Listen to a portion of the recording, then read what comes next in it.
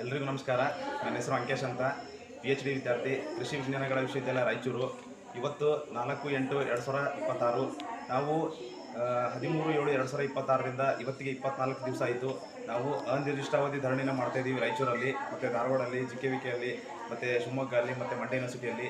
ಎಲ್ಲರೂ ಕೂಡ ನಾವು ಒಂದು AO ನೇಮಕಾತಿಯಲ್ಲಿ ಅನ್ಯಾಯ ಮಾಡಿದ್ದಾರೆ, ಅದನ್ನು ಈ ತಕ್ಷಣವೇ ನೀವು ಅದು ಸ್ಟಾಪ್ ಮಾಡ್ಬೇಕಂತ ಕೇಳ್ತಾ ಇದ್ದೀವಿ. ಆಮೇಲೆ ಆಗಸ್ಟ್ 8 ಮತ್ತು 9ಕ್ಕೆ AO ಎಕ್ಸಾಮ್ ಇದೆ. ಕೂಡಲೇ ಆ ಎಕ್ಸಾಮನ್ನು ತಡೆ ಹಿಡಿದು ನೀವು ನಮಗೆ ಫಸ್ಟ್ ನ್ಯಾಯ ಕೊಡಿಸಿ ಆಮೇಲೆ ನೀವು ಎಕ್ಸಾಮ್ ಮಾಡಿ ಅಂತ ನಾವು ಮನವಿ ಮಾಡಿದ್ದೀವಿ. ಇಲ್ಲಿವರೆಗೂ ಕೂಡ ನಮಗೆ ಸರ್ಕಾರ ಸ್ಪಂದಿಸಿಲ್ಲ. ಸೊ ಹಾಗಾಗಿ ನಾವು ಇವತ್ತು ರಾಯಚೂರಿಂದ ನಾವು ಬೆಂಗಳೂರಿಗೆ ಬರ್ತಾ ಇದ್ದೀವಿ. ನಾಳೆ ಫ್ರೀಡಮ್ ಪಾರ್ಕ್ ಚಲೋ ಮಾಡ್ತಿದ್ದೀವಿ. ಎಲ್ಲ ಯೂನಿವರ್ಸಿಟಿಯಿಂದ ಎಲ್ಲ ವಿದ್ಯಾರ್ಥಿಗಳು ಬರ್ತಾ ಇದ್ದೀವಿ. ಕೃಷಿ ವಿದ್ಯಾರ್ಥಿಗಳು ಸುಮಾರು 800ರಿಂದ 1000 ವಿದ್ಯಾರ್ಥಿಗಳು ಸೇರ್ತಾ ಇದ್ದೀವಿ. ಸೊ ನಾವು ಮಾನ್ಯ ಮುಖ್ಯಮಂತ್ರಿಗಳಿಗೆ ಒಂದು ಚಾಲೆಂಜ್ ಕೊಡೋಕ್ಕೆ ಇಷ್ಟಪಡ್ತೀನಿ. ಒಂದು, ಈ ಕೂಡಲೇ ನೀವು ಪರೀಕ್ಷೆನ ರದ್ದು ಮಾಡಬೇಕು ಮತ್ತು ನಮ್ಗೆ ನ್ಯಾಯ ಕೊಡಿಸ್ಬೇಕು. ಇಲ್ಲಾಂದರೆ ನೀವು ರಾಜೀನಾಮೆ ಕೊಡಬೇಕು. ನಿಮಗೆ ಎರಡೇ ಆಪ್ಷನು.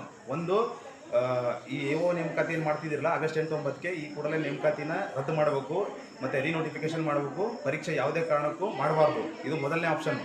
ಎರಡನೇ ಆಪ್ಷನ್ನು, ನಿಮ್ಮ ಕೈಲಿ ಮಾಡೋಕ್ಕಾಗಿಲ್ಲ ಅಂದರೆ ನೀವು ಈ ಕೂಡಲೇ ರಾಜೀನಾಮೆ ಕೊಡಬೇಕು, ಮನೆ ಹೋಗಬೇಕು. ಧನ್ಯವಾದಗಳು.